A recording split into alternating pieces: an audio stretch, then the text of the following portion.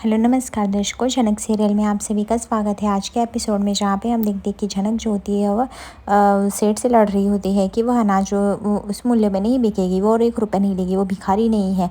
और उस सेठ को बोलती है आपको शर्म आनी चाहिए, आप किसी की मेहनत का इस तरह से आप फ़ायदा उठा के खाना पीना खाते हो, ये हमें मंजूर नहीं, हम किसान एक भी अपना अनाज आपको नहीं देंगे। बात यहीं पर फाइनल हो जाती है, जहाँ पे कंका विरोध करते हुए कहती है कि ये नूतन बस कर तेरी वजह से हम सबका घाटा होगा। अगर ये लोग आज फसल नहीं बेचेंगे तो क्या अपना पेट जला के सोएंगे, अपने बच्चों को क्या खिलाएंगे? तुम लोग सोच लो, इनके चक्करों में मत पड़ो, और ये लोग अपना तुम्हारे घर का पेट नहीं पालने वाले। तभी यहाँ पे नूतन बोलती मैंने बोल दिया है, अब बाकी डिसीजन आप लोगों का है।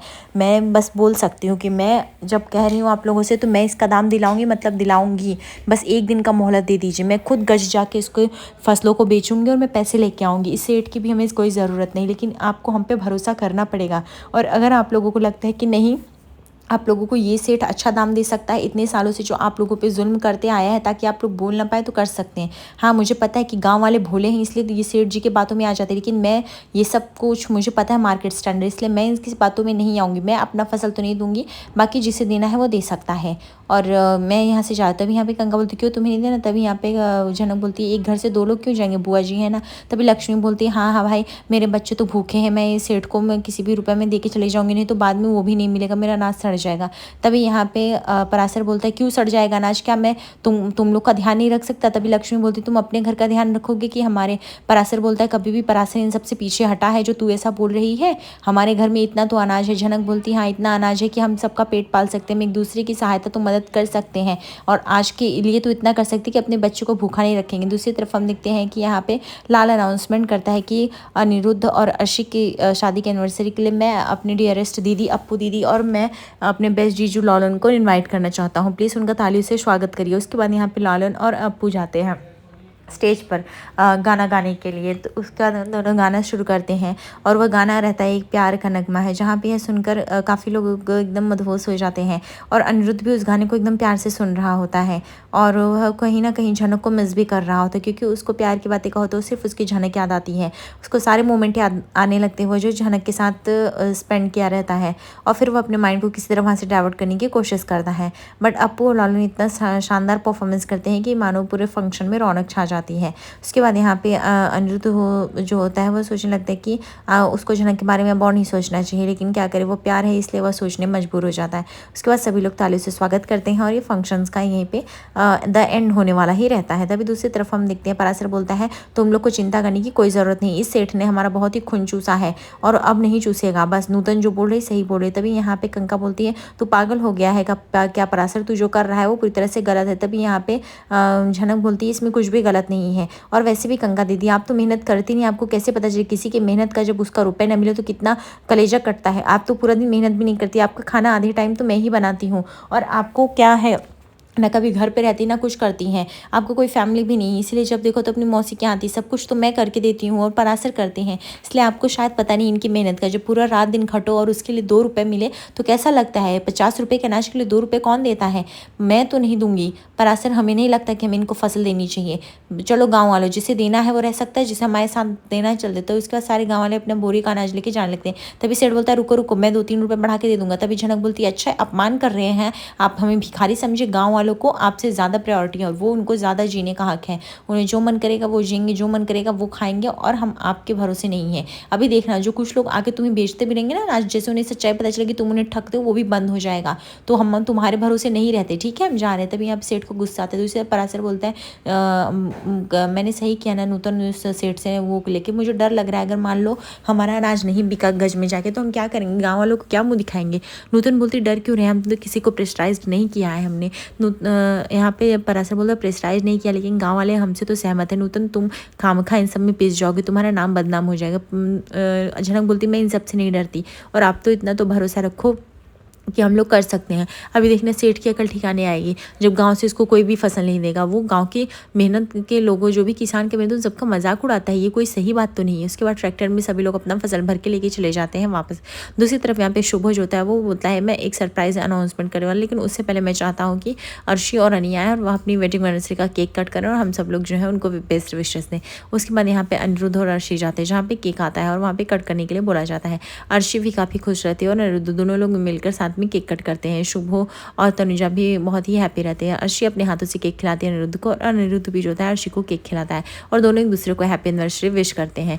दूसरी तरफ हम देखते हैं कि यहाँ पे शुभ बोलता है कि तनुजा आई थिंक अभी हमें वो अनाउंसमेंट कर देनी चाहिए। तभी तनुजा सरप्राइज डांस का अनाउंसमेंट करती है, जहाँ पे सब लोग सरप्राइज डांस में गाना बजता है और सब लोग नाचने लगते हैं। काफ़ी मदहोश होते हैं और काफ़ी खुश होते हैं, मानो जैसे कि बोस परिवार में एक अलग ही खुशी छाई रहती है। लेकिन यहाँ पे नाचते हुए अनिरुद्ध को जानो मानो कई वर्षों हो गया, उसे नाचने से सिर्फ झड़क याद आती है और उसके बाद वह उस नाच से डांस के ग्रुप से दूर चला जाता है और वह खड़ा होकर सोचता है कि क्या झनक तुम फिर से वापस नहीं आ सकते हो।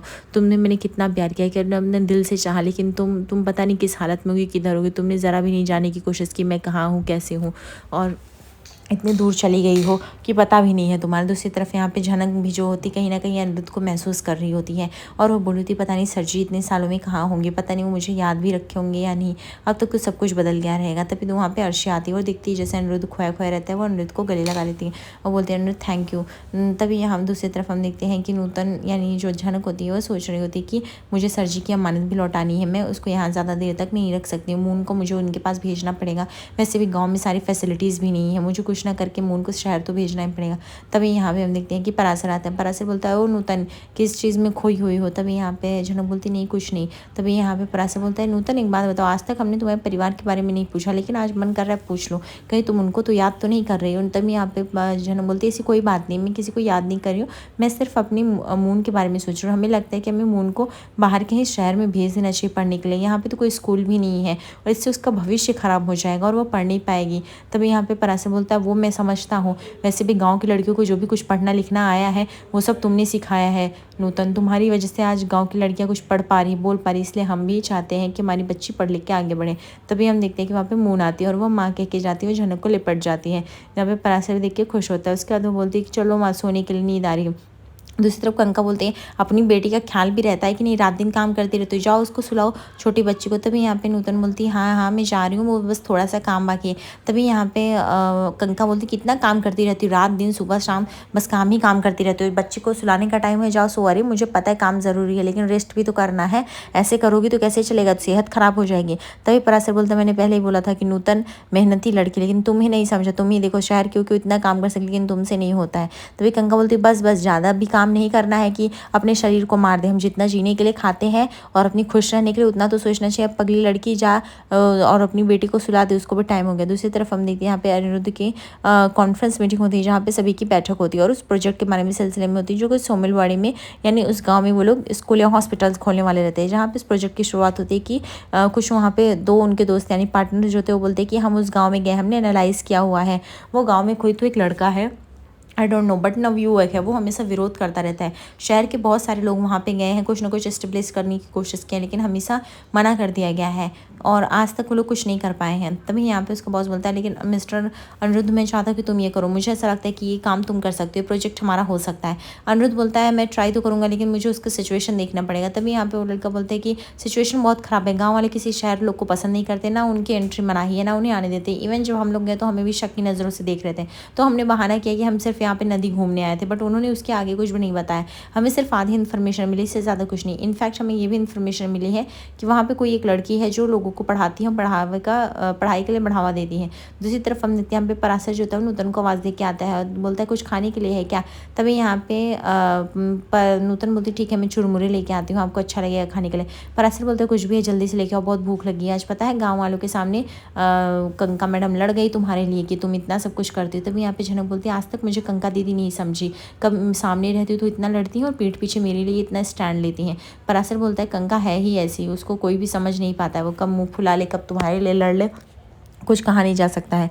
तभी झनक बोलती है कि ठीक है मैं आपके लिए कुछ लेके आती हूँ, आप खाओगे ना। तभी यहाँ पे पराशर बोलता है वैसे गांव में तुम्हारी काफ़ी प्रशंसा हो रही है पर कुछ लोग हैं जो खफा हैं, जो तुम्हारे खिलाफ बोल रहे थे, लेकिन कंका ने उनका मुंह बंद कर दिया, इसलिए मुझे कुछ बोलने की ज़रूरत नहीं पड़े।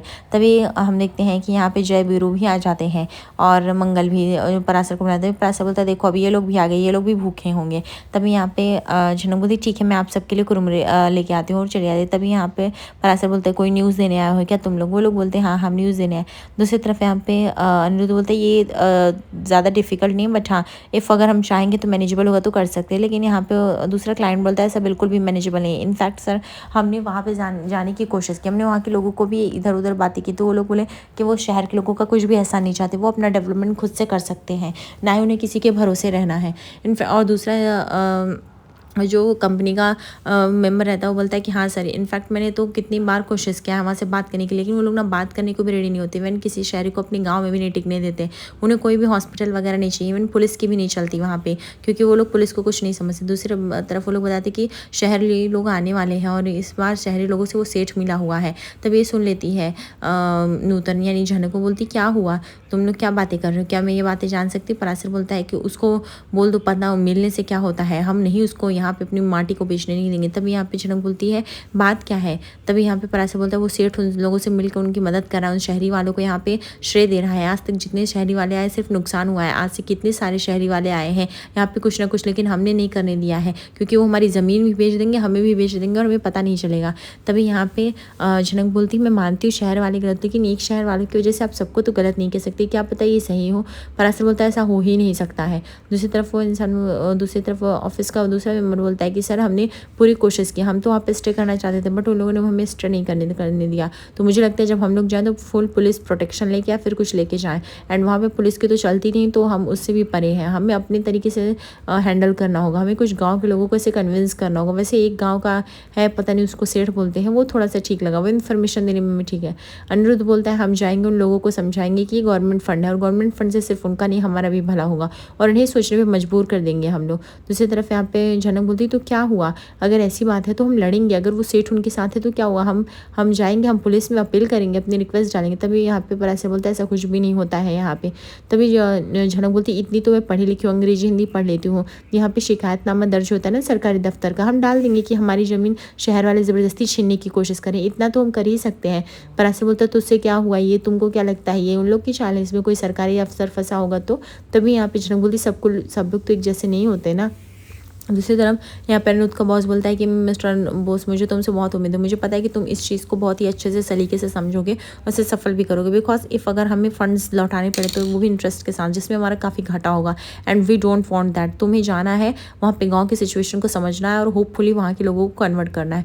वहाँ के लोगों को बताओ तुम एम्प्लॉयमेंट दोगे, लोगों को पैसा दोगे, लोगों के बच्चे पढ़ पाएंगे। आज तक वहाँ के कुछ बच्चे पढ़े लिखे हैं और बाकी लोग ज़्यादातर लोग अनपढ़ और काफ़ी रूढ़वादी विचार के हैं, तो तुम जितना बता सको उतना करो। दूसरी तरफ पराशर बोलता है झनक वो सब ठीक है, लेकिन सब कुछ ठीक है, लेकिन मैं तुम्हें इन सब परेशानियों में नहीं डालना चाहता हूँ। तभी झनक बोलती तो क्या हुआ, अब मैं इन सब परेशानियों में क्या हिस्सा नहीं हूँ, इस गांव ने जो भी दिया है मुझे मेरी बेटी को काफ़ी है और मैं इतना तो कर ही सकती हूँ। और वैसे भी आप पे आँच नहीं आएगी तो मुझ पे भी आँच नहीं आएगी, ये अब वो पहले वाली नूतन नहीं रही, अब मैं बहुत ही मजबूत बन गई हूँ, मैं बहुत ही कुछ कर सकती हूँ। तभी यहाँ पे पराशर बोलता है अच्छा ठीक है ये सब छोड़ो, मैं बिना हाथ धोए, मुझे तो बहुत भूख लगी है, मैं अब तो अपने तौलियों में पूछ के खाने लगूंगा।